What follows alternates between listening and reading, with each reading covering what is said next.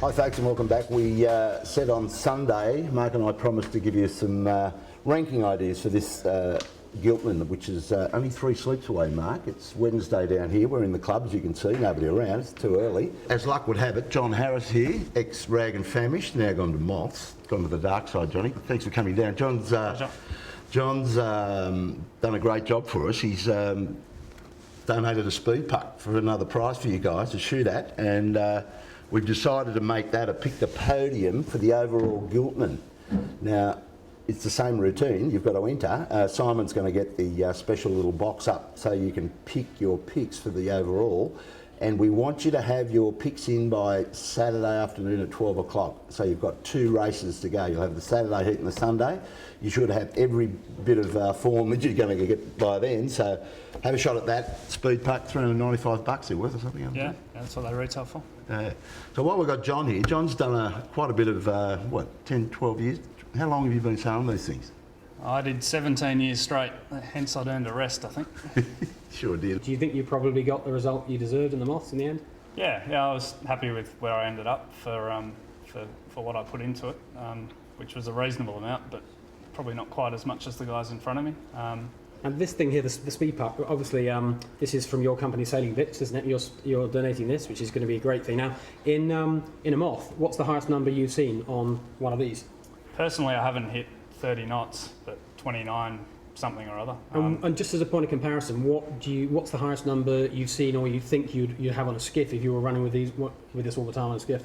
I suspect similar, but I think you probably hit those sort of numbers not as often in the 18. You need a lot of wind and dead flat water, whereas the Moth you're often going over 25 knots. I know Bob's going to ask me in a second what my pick for the top 6 is, and I don't have an awful lot of... Struggling is the word. I'm glad you're here because you know a lot about this and you've been watching this racing. I know I've seen you out on your Moth actually following the fleet around, so you've been keeping a little eye out. So you can help us out, John. What's going to happen? I think everyone on paper, the first 2, you've got to have 7 and Fairway Fisher. Both have won in recent years, 2 really good crews. Have always been up there in this event. They always seem to come good. Yeah. So 7 and Philip Fisher are the 2 obvious picks, and so you're going to put those in your top 6. They've got to be there. Who else? I don't know if Woody will come 3rd, but I would be not at all surprised to see him in the top 6. I'd be surprised to see him out of the top 6. So that's John Winning on Yandu. Yep. Yeah, and he's the guy who actually puts this whole sponsorship 18-foot skiff deal together, isn't it? It would be kind of rather nice if he had a big result, wouldn't it? Yeah, it'd be fantastic. Yeah. With this John Harris's speed puck, that is for, as we said before, the overall, and you've got to have your picks in by at least Saturday afternoon at 12 o'clock to win that. And what else? Oh yeah, by the way, the other thing is you're only allowed to have 1 entry per race and 1 entry for the speed puck. So that's one of our rules. But listen, get online. And individual race days, what's the cut-off? When is the latest you can enter? When's the earliest you can enter? 12 noon is the latest you can... of race day? Of race day, so that we can print them. On each and every race day. Yeah. And the earliest you can enter for that race day is when? Well, it doesn't matter when you enter.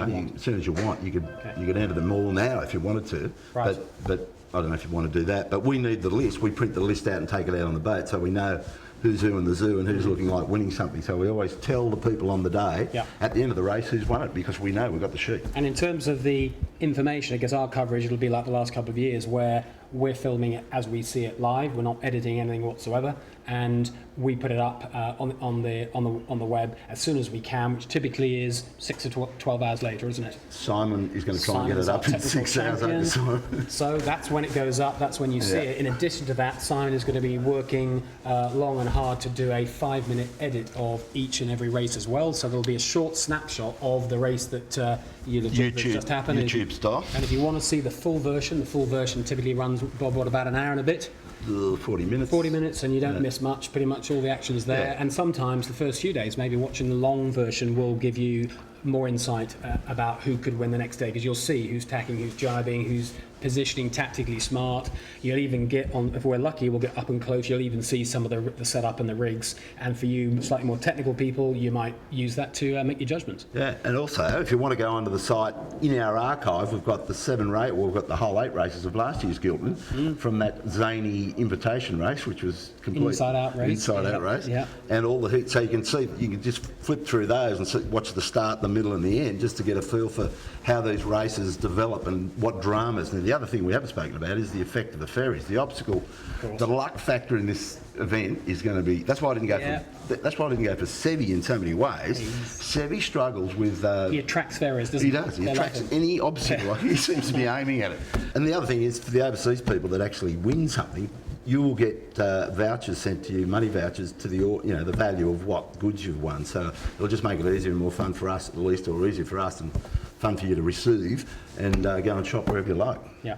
So listen, we just want to wrap this up and thank our sponsor donors, which are Bars Optics, who've got the U-Butte sunglasses that we wear. Great, Slam for their t-shirts and caps. We've got appliances online that donate the bar fridge, which is a great gift. The league for the bar voucher, and Sailing Now with Johnny Harris, sailingbits.com. We'll see you back here nice and early on Friday to give you the heads up and do a bit more of an intro, talk to some people. Want to talk to Harry a few times through this regatta, beginning, middle and end, to see how his composure, the body language is going. I've found it hard to get an awful lot out of Harry in the last couple of years, so that's my big ambition for this year, is to get some real information from Harry, see how we go. Yeah, and we've got Skip McCormack, his mate from San Fran as well. They've got a boat down here. Good. All right, that's it for now. We'll see you on Friday.